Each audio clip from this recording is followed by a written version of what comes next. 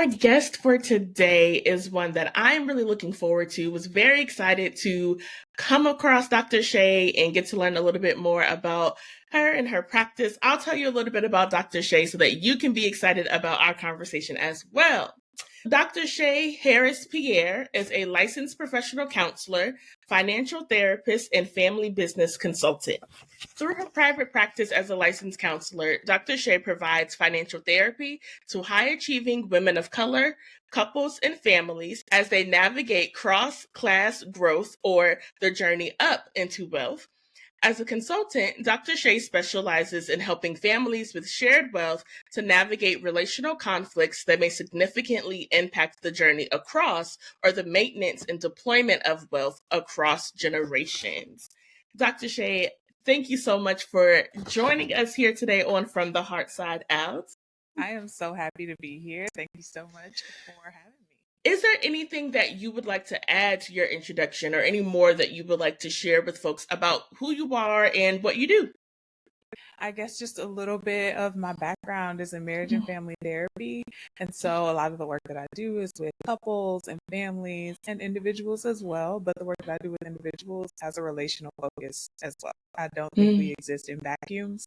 And I think our money stories are very indicative of that. We are heavily influenced by and we influence our surroundings and our relationships. And so I think my background in family systems theory and family systems work has been a through line through all the work that I've done.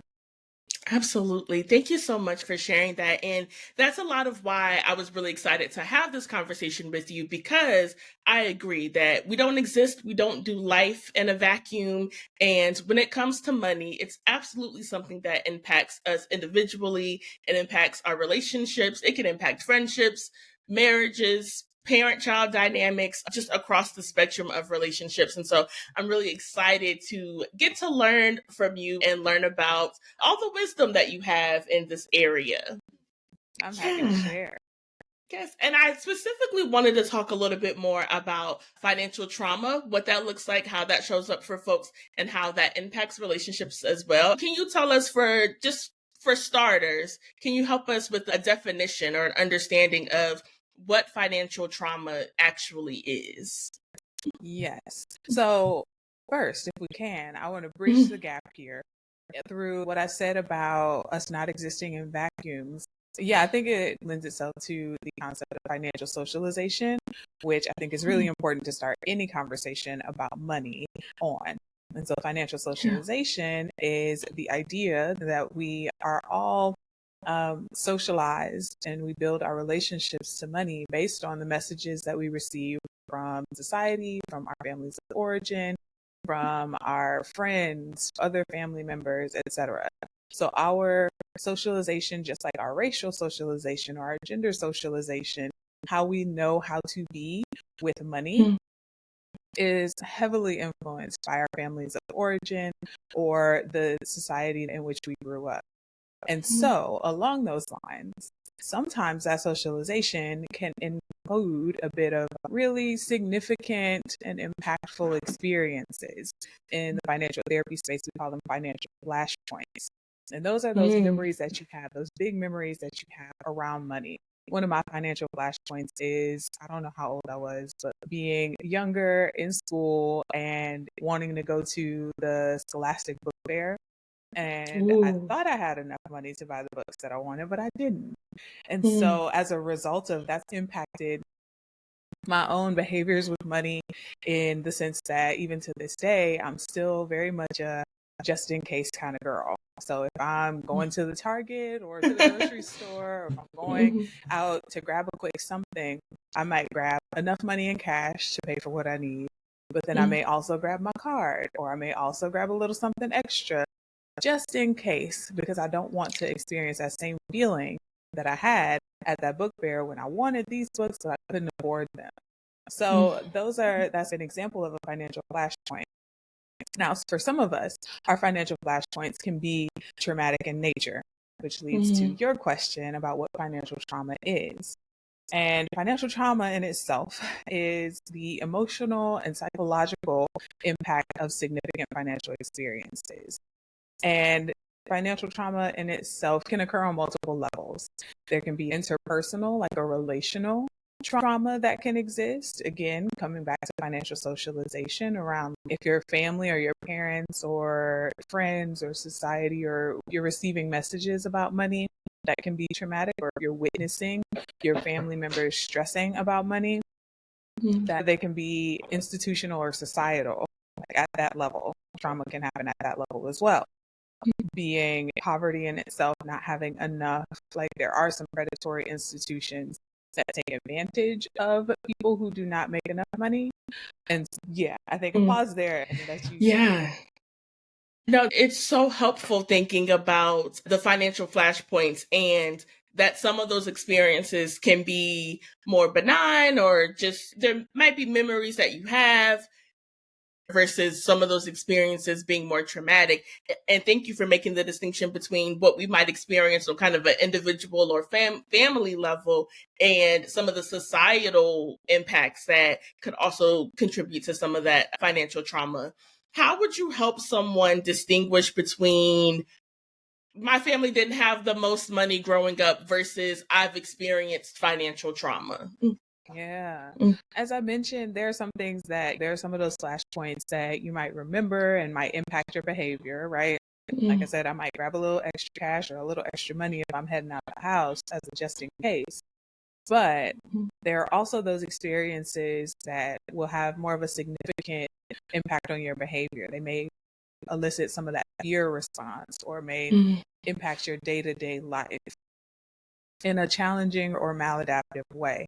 So for people who maybe are more money avoidant, who may have significant anxiety or fear related to money, for those people who may have some anxiety or fear related to money, spending issues or budgeting can cause a physiological response that may be rooted in a financial trauma. And that physiological response can mimic the trauma response in the body, or can actually be rooted in the same kind of fight, flight, freeze or fawn response. And so our financial behaviors can often mimic trauma responses in our body, which can show up in our behaviors with money.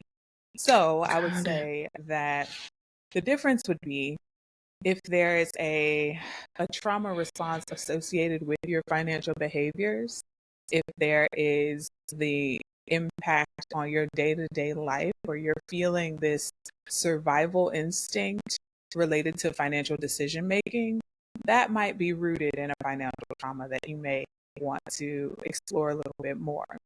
If there are some more, like you said, benign, just little quirks that you have around money that may or may not be the most healthy for your financial situation. We all have our things, right? It's not the healthiest that I take more than I need to go to the store, then I end up spending more than I need to spend.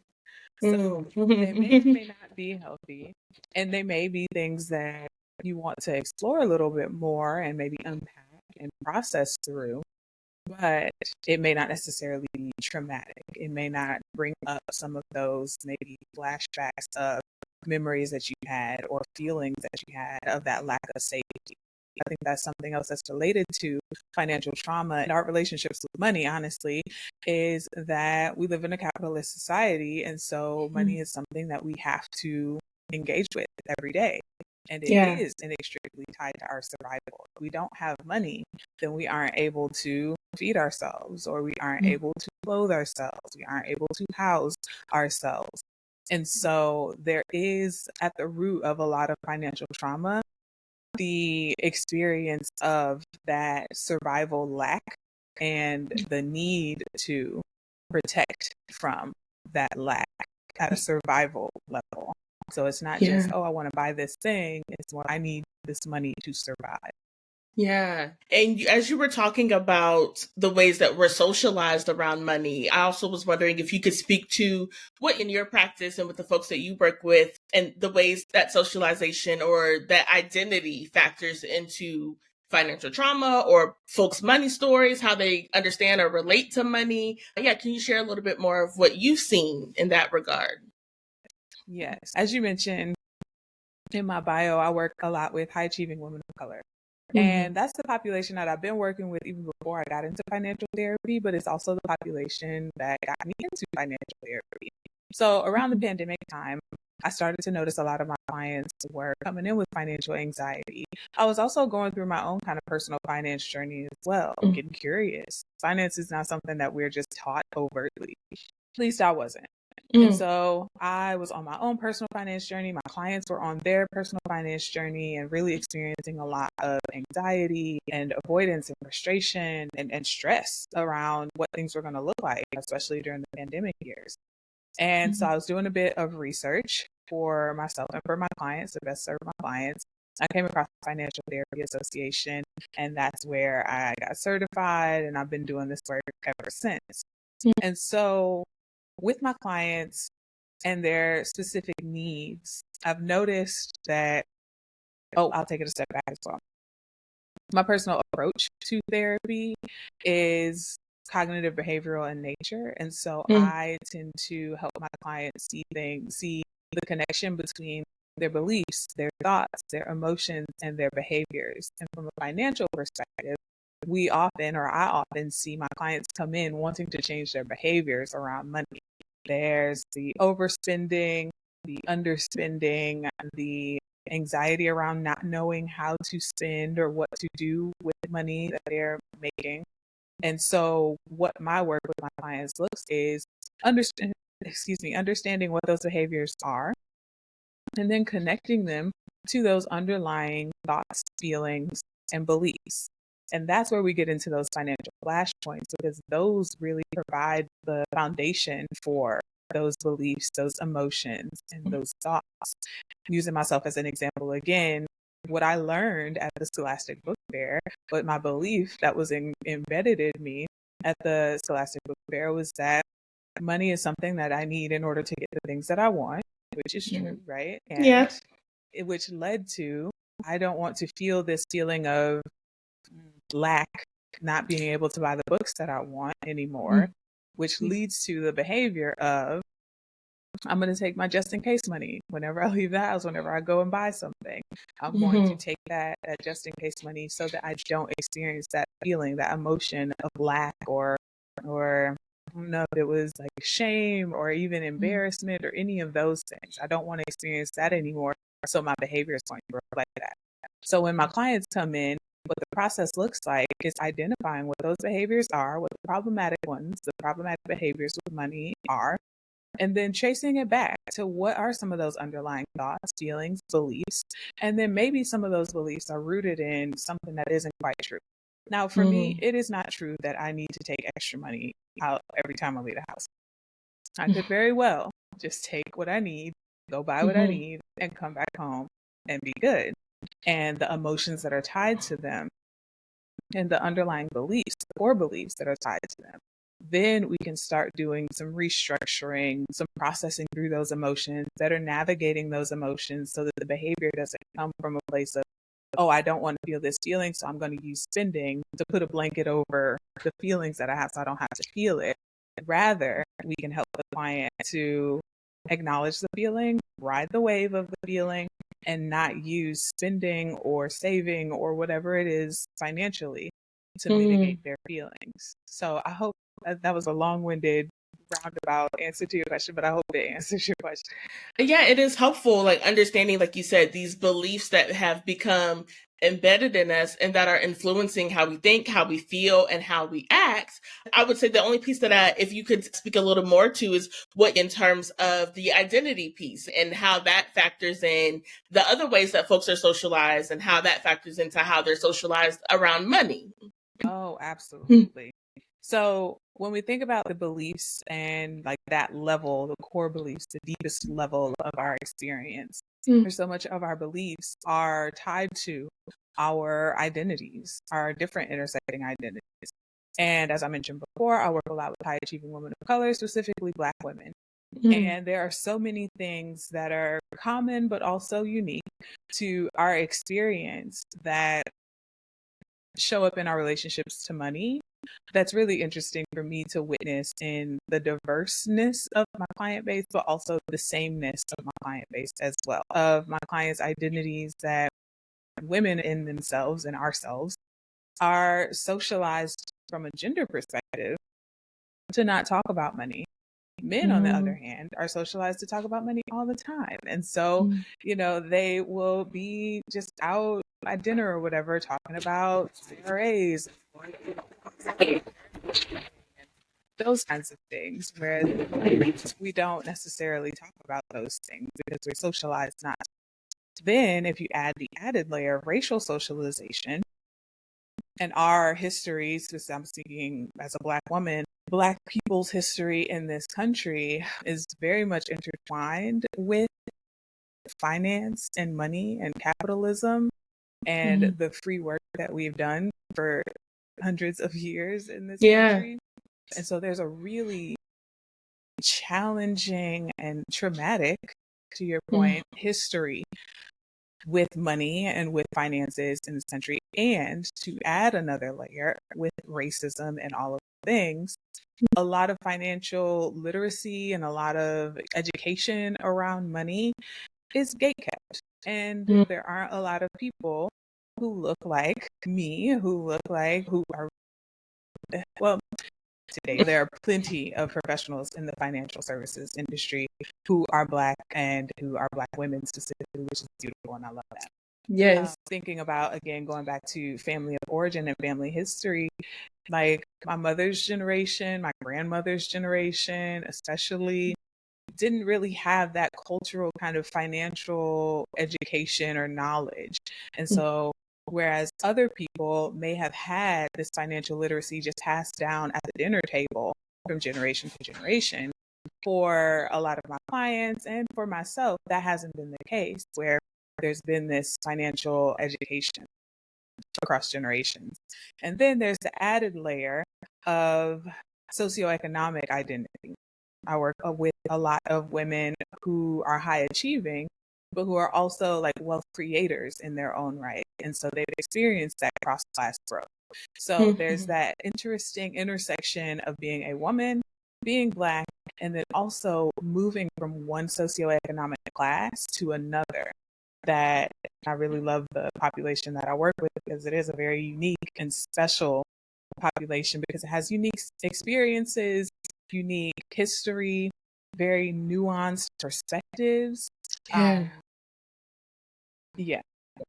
can imagine that it's so rewarding to see that growth, to see that change, to see the mindset change that comes along with that, and to hold space for the struggles of that, the challenges of that. If you are the first in your family to cross a certain income threshold or to have certain opportunities, the joy that comes with that and the weight that comes with that. Yeah, absolutely. And I'm actually developing a course that is specifically for women of color who are experiencing cross-class growth. And it's going to be like a community for us to share our experiences. And it talks about the joys and the highs of moving from one SES to another, SES being socioeconomic status, to another, and the pride that comes with that, because, we are living out our parents' dreams or our great grandparents, or parents' expectations of us. But then there's also a little bit of weight that comes with that. Oftentimes my clients are the only ones in their respective fields, existing in spaces that are not very welcoming in some ways. And then there's also the relational issues that may arise, the tax, quote unquote, that can show up when you are the person in your family, the first person in your family to reach a certain socioeconomic status, that comes with responsibility to others, that comes with feelings of obligation to others, a desire to want to provide for other people. It's a delicate balance that has to happen. It's walking a tightrope where you're connecting to and remaining grounded in your values, while also allowing yourself to explore and grow and move into different spaces. Yeah. Oh, I'm just thinking about how rich the conversations must be in your sessions with folks, which also brings me, well, Before I ask a little bit more about what that therapy process might look like, are there any myths or misconceptions that feel important to you to clarify, whether it's about financial trauma or just the relationships that folks have with money, anything that, just feels important for you to offer some additional perspective on? Yes, I'll hop on my soapbox real quick about Please do. shame around money and finances. Mm. So many of my clients, so many of the people that I work with have an inherent feeling of just shame around financial literacy or lack thereof. And it's interesting how it's almost like gaslighting, how there's this idea that you have to be ashamed if you don't make enough money, exist in a lower income socioeconomic status because somehow it's your fault. When that doesn't take into account, as I mentioned before, those institutional and systemic and historical things that have or that do contribute to people existing in lower socioeconomic status. And so having shame around not knowing is something that I want people to relinquish. What you don't know, sometimes, I'm not going to say all the time and in all cases, but what you don't know as far as finances go isn't always your fault. It's not because you didn't do enough, because you didn't learn enough, because you weren't proactive enough. There are institutions and things in place to keep information hidden. It's not readily available. So that's one thing. Another thing, somewhat related, is that poverty is not the doing of the impoverished. Our socialization around money is it's closely connected to the idea of a meritocracy, where the harder you work, the better you are, and the more money you'll make. And that's not necessarily always the truth. Again, due to systemic and institutional issues that exist in this country and in the world, people who have less they actually work really hard. And it's also really expensive to not have a lot of money. There's kind of the anecdote or the adage of the person who can buy. It's like a story where there's a man who works at a factory or something, and he can afford to buy the $150 boots that last him 10 years. But another person who works at the same place has to buy the cheaper boots because he can't afford the $150 boots, and he has to buy different boots every year because his boots are cheap and they fall apart and they don't last. It's very expensive to not have a lot of money in this country and in this world. Absolutely. If you're paying late fees because you couldn't pay a bill on time, or overdraft fees because you didn't have the money for a bill and your account is now overdrawn, those expenses add up. Folks who are more financially stable don't think about because they're not experiencing those things. Do you work with folks who have some sort of financial trauma related to wealth or like having been wealthy? Because I think the assumption can be that financial trauma is a hallmark of poverty. Does that align with what in your practice? Yes, absolutely. And what I notice is maybe the way that I split it up, the financial trauma being at a relational level and at a systemic kind of institutional or global macro level. I think those who are impoverished may experience more financial trauma at the macro level, at the systemic level, whereas those who are not, and those who, like people who have means, may experience more of that financial trauma at a relational level, be it sibling issues or parent-child issues, parents placing a lot of pressure on a child when it comes to finances, or using finances as a bargaining chip to control or manipulate other people within a family. And then something else that I tend to see a lot in my work with clients is grief, and that very unique intersection of being a beneficiary and being left a significant amount of money. I've seen a lot of clients who have come in at that particular point in their lives where they're trying to navigate what it means to grieve someone, but then also the feelings and the overwhelm and the panic and the just overwhelm of receiving a windfall, a large lump sum of money. That can be a really difficult emotional space to navigate. And it's not at that level of that systemic level, it's more at that relational level. I don't know if I would have thought about it that way. But it does make sense of I'm grieving the loss of this person. And also in some cases, this is life-changing money that people are receiving that's creating opportunities they may not have had otherwise. And it's, I imagine, balancing the gratitude for that and the grief of how this happened. Yeah, it can be a really complex emotional experience. I feel like I have a good sense of what your clients maybe look like or what their life experiences look like. What typically has prompted someone to reach out to you to say, hey, I want to start financial therapy? What kind of experiences or concerns are they typically bringing to you? It's interesting because the field of financial therapy is relatively new. So I'm starting to notice more and more clients are reaching out to me after hearing about or reading something related to the intersection of feelings and money and wanting to start that work themselves. Okay. To gain a better understanding of what their relationship to money is. Wanting to dig a little bit deeper into why they get the nervous sweats every time it's time to sit down and budget or pay a bill. And a lot of my clients find me through their own curiosity and seeing other things out in the media that lead them to want to start this work. And then there are also the clients who specifically seek me out for the work that I do to navigate issues related to the wealth across generations. Gotcha. Okay. So if someone has found you, what could they expect in terms of getting started or what to expect from sessions with you? The therapeutic process looks very similar to, I guess, regular therapy in that we begin with a consultation call. We'll talk about what, their needs are, what they're looking for, make sure we're a good fit. Then in that first session, we'll review all of the informed consent documentation, housekeeping, and then we'll get into whatever it is that's bringing them in.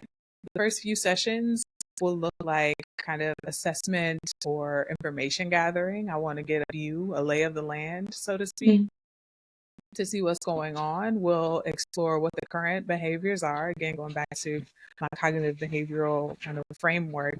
So those current behaviors are, what they look like, what behaviors are most distressing to the client. And then we'll also get some context for those behaviors. When do those things occur? What happens? What does it look like? What happens right before you engage in this behavior, to get a better understanding of what some of those other things are. And then when we get into more of the exploration phase, we'll dig a little bit deeper into what emotions are tied to those behaviors. What thoughts, what beliefs, what are those things that are contributing to those surface level behaviors? Then we'll get into, as I mentioned before, reframing and restructuring some of those thoughts, dealing with the feelings, the emotions in a different way, with the hope that the behaviors will change, and outlining what changes you want to see in those behaviors.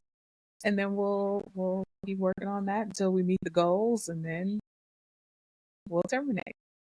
Got it. Okay. So you said that you work with individuals and couples, and that even your work with individuals is still relational focus.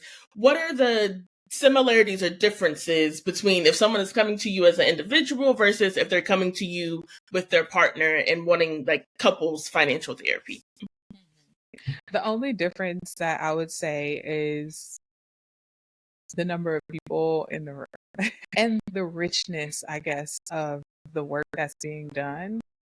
As again, I'm trained as a marriage and family therapist. That's where my passion is. That's where my heart is. And so I see everything from a relational perspective, and I see such value in having conversations within a family system, being family members, children, siblings, etc., or romantic partnerships. So the difference would be in an individual session, we're doing a whole lot of work on an individual level. In a systemic session or in systemic work, You're doing that work on an individual level, but you're also bearing witness to your partner or your family member doing their own work as well. And you're able to do that work together to build the relationship and see how not only each individual person relationship to money, like what that looks like, the relationship to money, if that makes sense. It's a little meta, but you get to do some work and some exploration in that area as well, which I think is beautiful and so rewarding to witness and maybe more impactful than simply doing the work on your own and attempting to bring it back to your partner. Yeah, and because I think of it as you're building or changing the culture of your family and deciding this is how our family approaches money, especially if one or both of you have come from a family that had some really unhelpful or harmful beliefs or narratives or behaviors around money that you've been trying to unlearn and learn some healthier habits or mind frames, that you get to say, this is how we handle money and how we relate to money within our family. And now maybe future generations have a completely different story of how they were socialized financially. Yes, and those conversations are so important, again, for that future generation or for those future generations to change those intergenerational patterns. Thank you for that. So what about work outside of sessions with you? So if you are a homework giving type of therapist, what might be some of the homework that, whether individuals or with couples, you're asking folks to do or encouraging folks to do to continue the work, continue the growth outside of y'all's conversations? Yes. So I would say that I am somewhat of a homework giving therapist, only within certain contexts. So when it's necessary or when it happens, right? What that homework can look like is it can run the spectrum of take some time to sit with whatever feelings or to make note of whatever feelings are coming up for you, even when you think about paying your bills or shopping or whatever it is, right? So maybe writing down some feelings that are coming up. You may go from that to a full on, okay, maybe you can draft a budget and we can talk about what it was like for you to draft that budget in our next session. Now, I will say I am not a financial planner or financial professional, so I don't step into that realm. I refer clients to financial planners if they need to do like investment strategy or like long-term financial planning. That's not my gig. That's not what I do. I stay on. Yeah, it can be as simple as just, hey, maybe reflect on what it was like for you to walk into a store and not purchase anything. Or it can be, I want you to go out and I don't know, maybe make note of what it was like for you to go and purchase something. Have a conversation with a parent about this financial flashpoint that we've uncovered and some closure that you didn't necessarily receive. Maybe you can have a conversation to receive that closure around this specific instance. So yeah, it can be a little bit of anything depending on what their goals are. And yeah, cool. Thank you for that. I thank you for everything really that you shared in this conversation. Just the language even of financial flashpoints has me thinking about what some of my flashpoints might be and how those things still show up in my behaviors or in my relationship. Is there anything that maybe we haven't talked about or we haven't addressed yet that you're like, I don't want to leave this conversation without having at least touched on this a little bit? We talk about shame, we talk about relationship. Okay, I don't want anyone to leave this conversation without understanding the connection between our physiological response and our emotional response, especially when it comes to traumatic or significant emotional experiences. I hit on it a little bit earlier, but when like all of our emotions are messengers. This is my belief. Our emotions are telling us something. Now, fear or anxiety, evolutionarily, and again, I'm not going to nerd out too much and get too tangential, but physiologically and evolutionarily, we were built to survive, right? And so when we think about our financial situation, a lot of times that survival instinct kicks in, and sometimes it kicks in when it doesn't necessarily need to.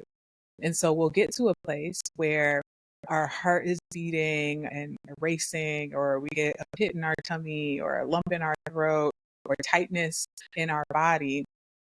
And it can be like, again, that fight or flight response where we're thinking, our instinctual part of our brain is thinking that there's something that we have to fight or we have to run away from. There's a bear in the woods. When in reality, what that physiological response is coming up for or responding to is maybe a financial decision that just feels like a threat to your survival. Purchasing a car or a home, even like a big purchase, it can feel like a threat to your survival. And so I think what I would like people to walk away with is the understanding or curiosity around not only emotionally, how are you feeling about money, but physiologically, what's happening when you think about money? How can you tend to those physiological needs?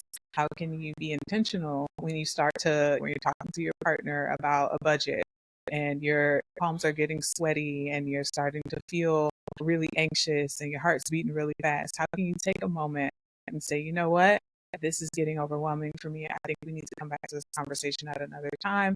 I need to go and wrap myself in a warm blanket or do some breathing exercises or take a walk outside, any of those things to help physiologically tell your body that you're safe so that your body tells your brain that you're safe. Yes. And we don't get there without first the acknowledgement of those experiences being connected. Yes. Are there any resources that you recommend for folks who want to learn more about maybe financial trauma or financial therapy or just regulating, like you were saying, get their emotions when it comes to money or exploring their relationship with money? Any of your kind of go-to resources that you might recommend? Yes. I'm a voracious reader. So I'm going to start with some books. Okay. A fellow financial therapist and fellow Black woman, Asia Evans, recently published a book, Feel Good Finance, which is excellent. And I'm not just saying that because she's a friend of mine and she's amazing. She is simply amazing.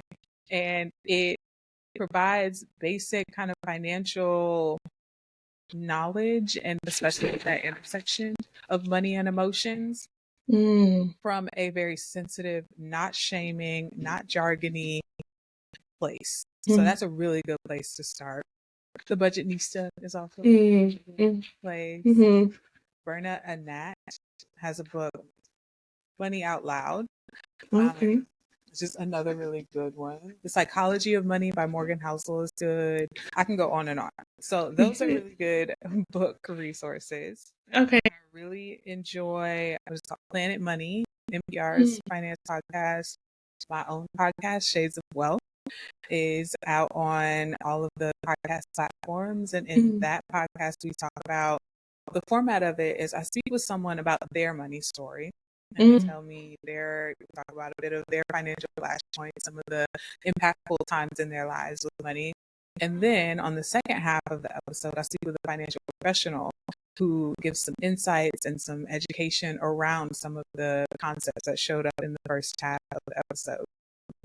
And the Shades of Wealth is another resource that is not only educational, but it's also really relatable. Like, I think just being able to hear other people's money stories and their relationship to money, it really destigmatizes and unveils, removes the shadow of talking about money and talking about our experiences and our concerns around money. We have a lot of fear and all of our feelings around money, but I think, and each of our stories are very unique, but I think there's a lot of universality in our money stories. And it's really beautiful to be able to see yourself or hear yourself in someone else's money story and to be able to learn from a financial professional who's speaking in a non-judgmental, non-shaming way about some of these things. Yeah, thank you so much for that. I will absolutely include the books and links to everything that you have mentioned to make it a little easier for folks to find, and definitely encourage you to check out Dr. Shay's podcast. I think that's an incredible format. We're getting to hear the real world, like real life stories, and getting some professional insight. Yeah.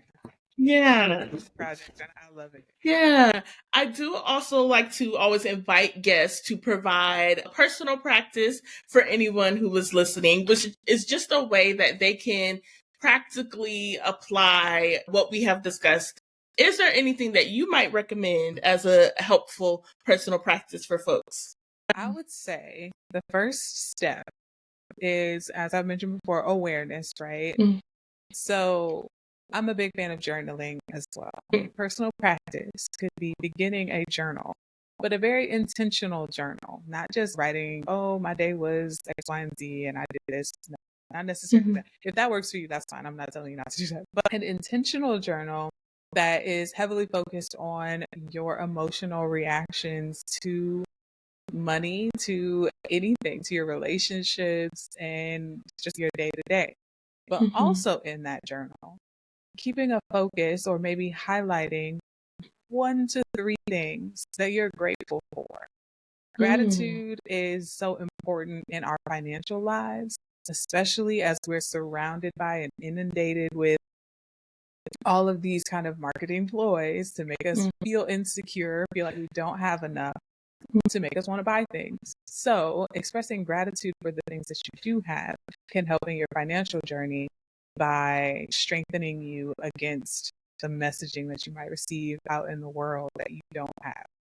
Thank you for that. I'll be adding that to my own personal practice. Yes, of just being intentional about reflecting on those feelings and being intentional about actively practicing gratitude, because you're so right. It's so easy to feel like I don't have enough, or I'm not doing enough, or I need this, or I need that. And to just take a moment and reflect on what do I already have, what is already available to me, and taking a moment to appreciate that. Yeah. I know folks are going to be wondering, Dr. Shay, how they can connect with you, how they can work with you, if you can be their financial therapist, if you can help them navigate this transfer of wealth that might be happening in their family. How can folks connect with you or work with you? Yeah, so my website is Shades of You Counseling. Shades as in like different colors, Shades of You Counseling.com. My email is drshay@shadesofyoucounseling.com. And I will also add a little asterisk that for financial therapy, I only am licensed in Texas and Virginia for the current time. If you are not located or reside in either of those states, I can help to find someone who can help you. Great. Thank you so much for that and for offering that. This has been so informative and just helpful, and I truly believe it's going to be helpful to our listeners. So thank you again, Dr. Shay, for just taking the time to share your wisdom, your expertise, and maybe shed some light on what folks might be experiencing even right now, just didn't have the language for it. Thank you so much. Yes, thank you for having me. I love being able to share these things. And if one person hears anything that I have to say and they're thinking differently about their money story, then I've done my job. Absolutely. I think we can go ahead and say then that your job has been done, because if no one else, I have benefited from this conversation. Definitely. Awesome. Thank you for tuning in to From the Heartside Out, hosted by See the Sex Lady, produced by Christine Johnson of Pure Pod Vibes, and music by Rico the Artist. If you enjoyed this episode or learned something new, make sure to subscribe, rate, and review on your platform of choice.